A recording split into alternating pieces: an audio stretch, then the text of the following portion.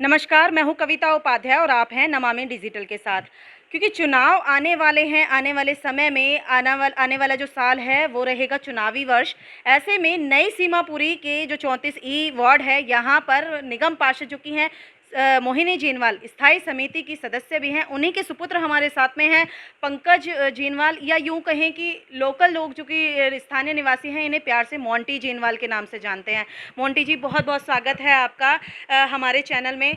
सबसे पहले तो सर, पहली बार आप सोशल मीडिया पर इस तरह से किसी चैनल के बीच में आ रहे हैं, उससे पहले उसके लिए तो मैं बधाई दूँगी ही, साथ ही ये ज़रूर पूछूँगी कि जो आप काम कर रहे हैं, क्या राजनीति में एंट्री होने जा रही है आपकी, या समाज सेवा ही अभी चलती रहेगी?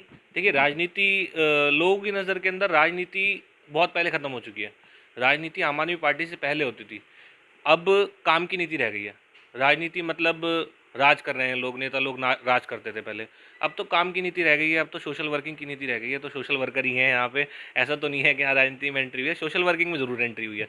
लेकिन ये एंट्री तो काफ़ी टाइम से हो गई थी। मेरे पिताजी 14 साल के थे तब वो अपने घर से निकल के उन्होंने एक संस्था बनाई थी। तो उस संस्था के अंदर मैं पहले काम कर रहा था, ऑल इंडिया युवजन समाज शेड्यूल कास्ट के नाम से। तो उसमें मैं काम कर रहा था। अब क्योंकि हमारे को एक प्लेटफॉर्म मिला जी, काम करने के लिए, जी। तो अपने समाज के लिए, अपने लोगों के लिए काम करने के लिए प्लेटफॉर्म मिला, तो उसके अंदर भी काम करना शुरू करा। उससे पहले हम कुछ और काम होता था जहाँ पे छोटे मोटे प्रोग्राम होते थे, चाहे दुर्गा पूजा हो, चाहे जन्माष्टमी हो, चाहे रामलीला हो, चाहे कुछ और हो। तो वहाँ पे हम लोग एक्टिव रहते थे। हमेशा हम लोग यहाँ पे टीम बना के एक अच्छा सोशल वर्किंग करते थे, सभी लोगों को अच्छे से जानते थे। किसी का कोई काम होता था कि हमेशा किसी के लिए कहीं हॉस्पिटल जाना पड़े, कहीं कुछ जाना पड़े, तब प्लेटफॉर्म नहीं था लेकिन फिर भी काम करते थे। तब कुछ ना कुछ करते रहते थे। माता जी राजनीति में थी 20 साल से, तो पहले वो सफाई कर्मचारी आयोग के अंदर मेंबर थी, उसके बाद फिर महिला आयोग के अंदर मेंबर थी। तो उनके रेफरेंस से कहीं ना कहीं कुछ ना कुछ काम करा लेते थे। लेकिन अब प्लेटफॉर्म अच्छा मिल गया था तो थोड़ा बहुत सोशल वर्किंग करने लग गए हैं।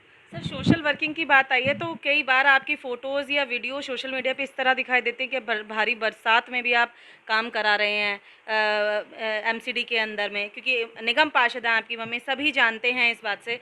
तो क्या कहा जाए इस बात को कि समाज सेवा से एक कदम ऊपर उठ करके राजनीति की तरफ कदम बढ़ चुका है? नहीं मैम, ऐसा नहीं है। कोविड में इतने काम किए हैं आपने सर। नहीं मैम, कोविड के अंदर हमने सैनिटाइजिंग ट्रक के साथ में खुद घूमता था। जी, क्योंकि उसको वो एक ही ट्रक होता था हमारे पूरे विधानसभा के अंदर। एमसीडी ने सिर्फ एक ट्रक दिया हुआ था, 4 वार्ड थे, जी। जो कि इनफ नहीं था। जिसके अंदर हमारी विधानसभा के अंदर 3 बड़े बड़े हॉस्पिटल्स आते थे, जीटीबी, राजीव गांधी और स्वामी दयानंद। उसके अंदर पहले सैनिटाइजिंग होती थी, उसके बाद में फिर हमारे वार्ड में सबसे पहले कर देते थे। ट्रक वाले भैया से मैंने अच्छी जान पहचान बनाई हुई थी। अच्छा। तो उसके बाद में फिर वो दिलशाद गार्डन, सीमापुर, सुंदर नगरी, नंद नगरी, इन सब में करते थे। लेकिन उसको कराने के लिए उसने हमारा एरिया नहीं देखा हुआ था। उस एरिया को दिखाने के लिए उसके साथ में बाइक पे खुद घूमता था।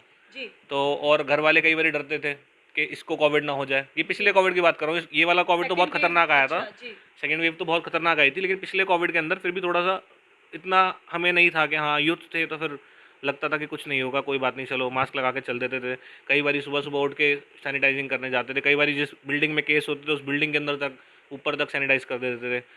तो मोंटी जी, बिल्कुल आपने कहा कि मैं समाज सेवा जो कर रहा था वो मम्मी की हेल्प से मुझे ज़्यादा सेवा करने का मौका मिला। लेकिन आपने अभी शुरुआती वक़्त में कहा कि राजनीति नहीं, काम की नीति है। तो क्या-क्या काम, अगर आज मैं आपसे पूछूँ कि यूथ होने के नाते या समाज सेवक, या फिर मोहिनी जी के सुपुत्र होने के नाते क्या काम आपने किए? देखिए मैम, अभी समाज सेवा की बात करता हूँ मैं। मोहिनी जी के पुत्र होने के नाते तो पता नहीं क्या क्या करा है, लेकिन समाज सेवा के नाते कोविड से स्टार्टिंग करी थी। जी, कोविड के अंदर हमने, मेरे और मेरे फ्रेंड सर्कल ने मिला के पैसे 7-8 लाख रुपए का अप्रॉक्स राशन बांटा। तो उसमें हमने काफ़ी मेहनत करी, लेकिन वो भी इनफ नहीं पड़ा। यहाँ पे लोगों को बहुत ज़रूरत थी। हमारे वार्ड के अंदर स्लम एरिया बहुत है, जी। तो लोग इतने सक्षम नहीं हैं। जिनके काम धंधे बंद हो गए वो लोग बहुत परेशान थे। तो उन लोगों को जितना हमारे पे हो पाया वो हमने करा। उसके बाद में फिर सरकार ने उनको स्कूल्स में तब तक अरेंज कर दिया था। पहले कोविड में स्टार्टिंग के अंदर सरकार ने अरेंज नहीं करा था राशन। तो उसके बाद में शायद 1 वीक का टाइम था। वो 1 वीक हमने अपने यहाँ पे कोशिश करी कि ज़्यादा से ज़्यादा हम अपने लोगों को राशन दे पाएँ। और उसके बाद में अब जो ये कोविड आया था, अब जो सेकेंड वेव आई थी, इसके अंदर हमने एक काम करा जिसमें वेरिफिकेशन करी। अगर हमें पता चलता था इस घर में राशन नहीं है, गली के लोग बता देते थे कि उस घर में राशन नहीं है, हमारे यहाँ से एक टीम का कोई आदमी जाता था, वहाँ पे जाके चेक करता था उसके घर पे क्या स्थिति है क्या नहीं। उसके घर पे राशन की पूरी किट पहुँचा के आता था, इसमें तेल, नमक, पानी सॉरी, तेल, नमक, चीनी वगैरह, दाल वाल सब कुछ होता था, ए टू जेड, चावल आटा सब कुछ। तो वो सब हमने करा। उसके अलावा भी हम लोग अपनी टीम की हमने मदद से कोविड के अंदर, इस सेकंड वेव के अंदर 28 सिलेंडर हमने अरेंज कर रखे थे। जी 28 सिलेंडर मैंने अपने दोस्तों से अरेंज करे, कहीं टीले से लेके आए, कहीं से लेके आए, कहीं से लेके आए। उसके बाद में ऑक्सीजन की इतनी कमी थी, शॉर्टेज थी, क्योंकि केंद्र सरकार हमें ऑक्सीजन प्रोवाइड नहीं करा रही थी दिल्ली जी वालों को। तो हम लोगों ने अलग अलग जगहों पर जाके, फरीदाबाद के अंदर, मुजफ्फरनगर से, मेरठ से, रोहिणी के पास एक गांव है कंजावला जी शायद, उस पंजाबला कंजावला से हमने कई जगह फैक्ट्रीज़ के अंदर जो बीट ऑफिसर्स थे, हमारे जानकार थे पुलिस वाले जो उधर उधर, special thanks to mister Manoj Sharma ji, PS Seelampur के हैं वो, एसएचओ। उन्होंने काफ़ी हमारी हेल्प करी, उन्होंने काफ़ी सिलेंडर्स हमें प्रोवाइड कराए और हमने अपने अलग अलग लोगों के यहाँ पे दिए। एक आंटी जी अब एक्सपायर हो गई हैं, लेकिन उनकी नाक पे ऑक्सीजन मैं खुद लगा के आया था जी कोविड के टाइम पे। तो और इतनी तेज़ मेरी खुद की हार्ट बीट तेज़ हो गई थी कि अब तेरे को भी कोविड होगा। क्योंकि घर और में छोटी घर बच्ची वालों भी को, है छोटी बच्ची आपकी। भी है, मेरी जी बेटी भी है, जी माता जी को भी और पिताजी को भी, दोनों को शुगर है। तो जी डर तो लगता ही था। दादी को भी शुगर है, दादी भी हमारे साथ ही रहती हैं। जी तो उसको भी देखते हुए, एक मेरे भैया हैं, बड़े भैया हैं, उनकी मदर की तबीयत ख़राब थी, उनको मैंने उठाया खुद कोविड के टाइम पे और एम्बुलेंस के अंदर खुद बिठाया, खुद राजीव गांधी लेके गया, एडमिट करवाया। वो उसी दिन रात को ही एक्सपायर हो गई थी, ओ लेकिन मैंने अपनी साइड से 100% दिया। तो हमने जहाँ पे भी हो पाया, यहाँ पे मेरा एक फ्रेंड था, उसकी मदर को हमने मेट्रो में एडमिट कराया, जहाँ पे जितना हो पाया उतना ऑक्सीजन सिलेंडर प्रोवाइड कराया। उसके अलावा जिसको एडमिट कराने की जरूरत पड़ी उसे एडमिट भी कराया, लेकिन कई लोग नहीं बचा पाए, जो ऊपर वाले के हाथ में था। जी हमने जी बिल्कुल इंस्पिरेशन ली, करा काम, जो भी हो पाया हमारे से हो पाया वो करा। जी आगे ऊपर वाले की मर्जी होती है। बिल्कुल मोंटी जी, इस समय पर एक वीडियो वायरल हुई है जिसमें केजरीवाल जी ने साफ कहा है कि टिकट की लालच से आम आदमी पार्टी में ना एंट्री करें। बहुत सारे पदों की कोशिश रहती है कि ये पद मिल जाए या वो पद, वो ना करें। ऐसे में आपकी इस पर क्या राय है? दूसरी बात, अगर मंत्री जी की हम बात कर लेते हैं, राजेंद्र पाल गौतम जी की, तो क्या लगता है सीमापुरी में पूरी विधानसभा के अंदर वापसी आम आदमी पार्टी करने वाली है, तो किस तरीके से? मैम देखिए, जितना काम राजेंद्र पाल गौतम जी मंत्री साहब ने जितना करा दिया है, शायद ही वो पिछले 15 सालों में भी हुआ हो। ऐसा क्यों मानते हैं? ऐसा मैं मानता हूँ इसलिए क्योंकि हमारी दिलशाद कॉलोनी के अंदर, मैं दिलशाद कॉलोनी में रहता हूँ, दिलशाद कॉलोनी की बात कर देता हूँ, उसमें आज तक विधायक फंड से सड़क नहीं बनी थी मैडम। उसमें ही यमुना पार विकास बोर्ड से सड़क बनवाई गई थी। उसमें भी दिलशाद कॉलोनी के पैसे इकट्ठे करके, चंदा इकट्ठा करके, और वो सड़क बनवाई गई थी। पहली बार उन्होंने यहाँ पे सड़क बनवाई। सीसीटीवी कैमरास पूरी विधानसभा में लगवा रखे हैं, वाईफाई पूरी विधानसभा में लगवा रखे हैं। ऐसा नहीं कहता मैं कि हर जगह हर कोने पे वाईफाई है या हर कोने पे सीसीटीवी है, लेकिन शुरुआत बहुत अच्छे से हुई है और जहाँ जहाँ ज़रूरत थी वहाँ वहाँ लगे हैं।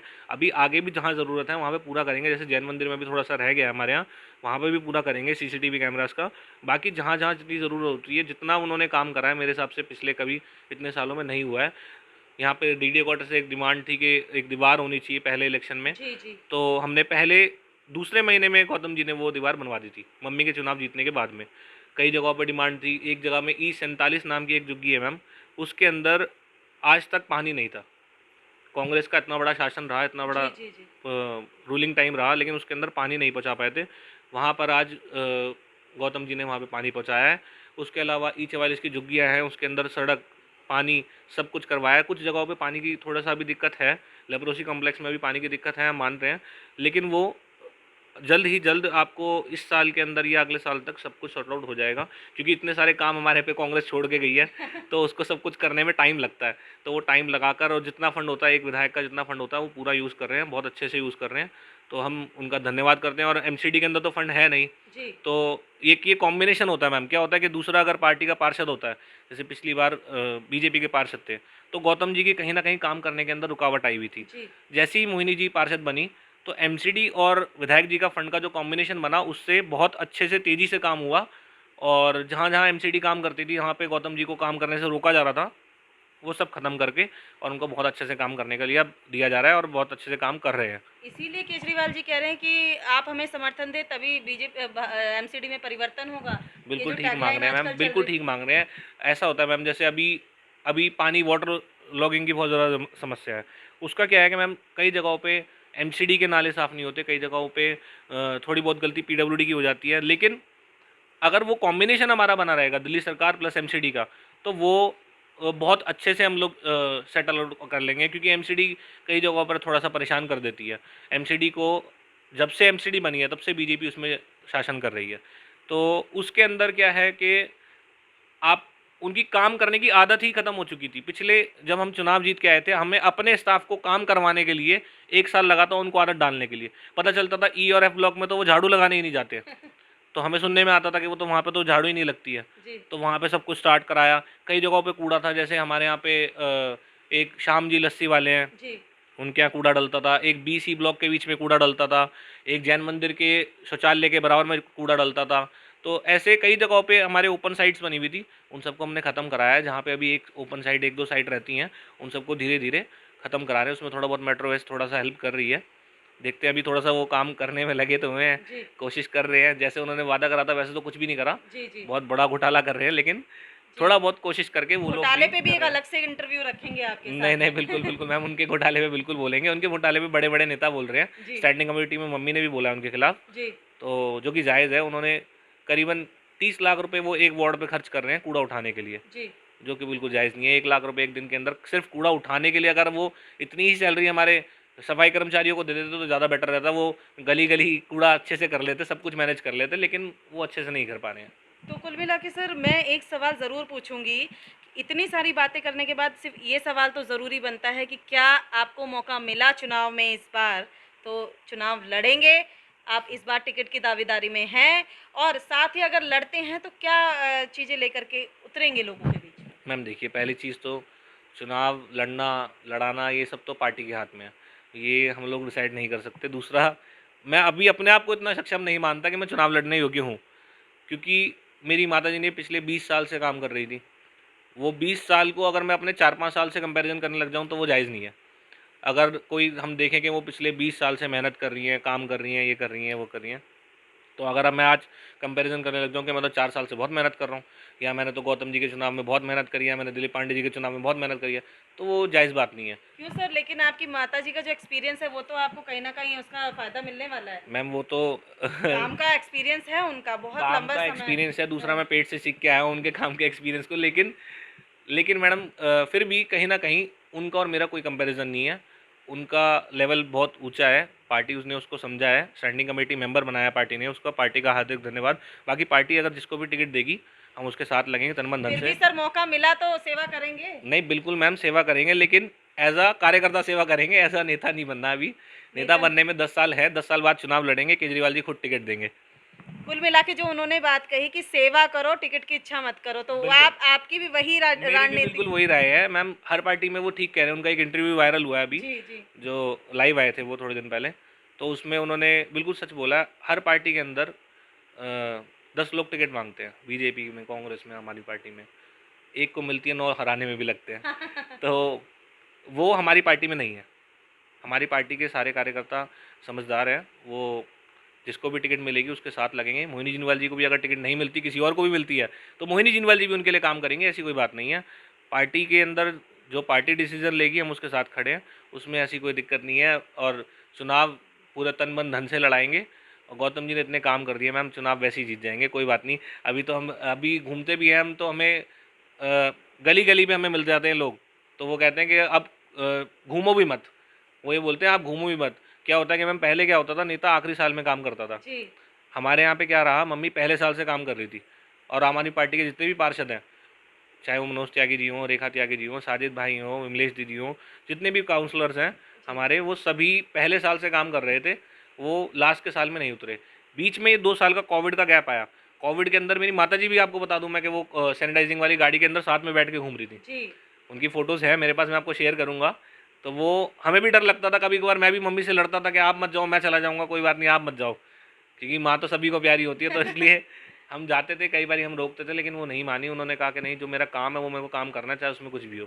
बिल्कुल, देखिए युवा होने के नाते इन्होंने वो बात पकड़ ली है कि राजनीति जो है वो राजनीति नहीं, काम की नीति है। अगर आप इस बात से वाक़ई में मानते हैं कि राजनीति नहीं करनी, काम की नीति करनी है और समाज सेवा करनी है, पार्टी अपने आप मौका देगी। जैसे कि केजरीवाल जी ने भी अनाउंस कर दिया है कि अगर आप सेवा करेंगे, लोगों के बीच में काम करेंगे, पार्टी खुद आएगी कि आप आकर के टिकट आपको दी जाएगी और आप आकर के ये पद लीजिए या ये सेवा कीजिए। साथ ही साथ मैं ये भी कहूँगी कि जो मोंटी जी ने जो बात कही है, वाक़ई में अगर आप उसको मानते हैं या कहीं कोई बात आपको अच्छी लगती है तो कमेंट भी करेंगे और ये वीडियो शेयर भी करेंगे। देखते रहिए नमामि डिजिटल।